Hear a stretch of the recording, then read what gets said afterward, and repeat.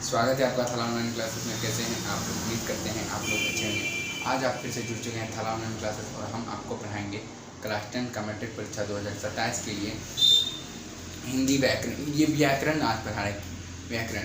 ये चाहे आप 10th में रहिए, 11th में रहिए, 12th में रहिए या किसी भी क्लास में रहिए, व्याकरण से नहीं रहता। और व्याकरण से जो है कि 60% यानी कि 60% क्वेश्चन आता है। ठीक, कितना परसेंट? 60%। तो ये 60% आता है। तो क्योंकि देखिए बुक, बहुत लोग सोचते हैं बुक पढ़ने से होता है, नहीं, व्याकरण भी पढ़ना बहुत जरूरी है, क्योंकि इससे 60% क्वेश्चन हमारे बोर्ड एग्जाम में मिलते हैं।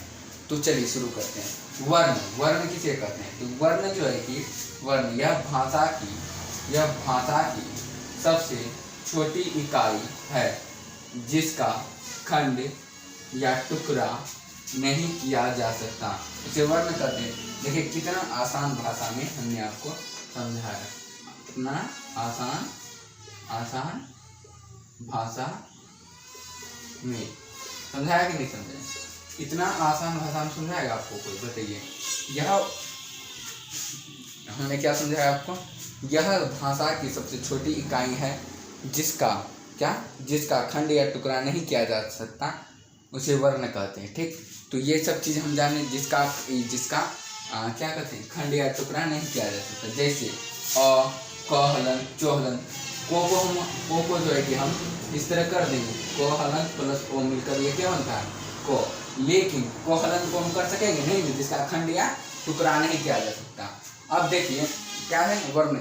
यह भाषा की सबसे छोटी इकाई जिसका खंड या टुकड़ा नहीं किया जा सकता, उसे वर्ण कहते हैं। ये देखिए आपको बताएं भी, जैसे को भी हलत इत्यादि।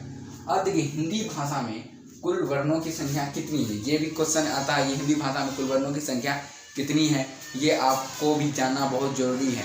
ठीक, तो हिंदी भाषा में कुल संख्या 52 है। कितना है? 52। ठीक, कितना है? 52। हिंदी भाषा में कुल वर्णों की संख्या 52 है। वर्णों के समूह को क्या कहते हैं? वर्णमाला कहते हैं। वर्णों के समूह को कोई पूछ देगा, एग्जाम में आ जाएगा क्वेश्चन कि वर्णों के समूह को क्या कहते हैं, तो आपको क्या लगाना है? वर्णमाला। अब चलिए अगला पूछो, वर्ण आखिर कितने प्रकार के हैं? वर्ण कितने प्रकार के? ये सभी चीजें अभी बताएंगे। वर्ण जो है कि 2 प्रकार के। कितने प्रकार के? 2 प्रकार के। कौन कौन से?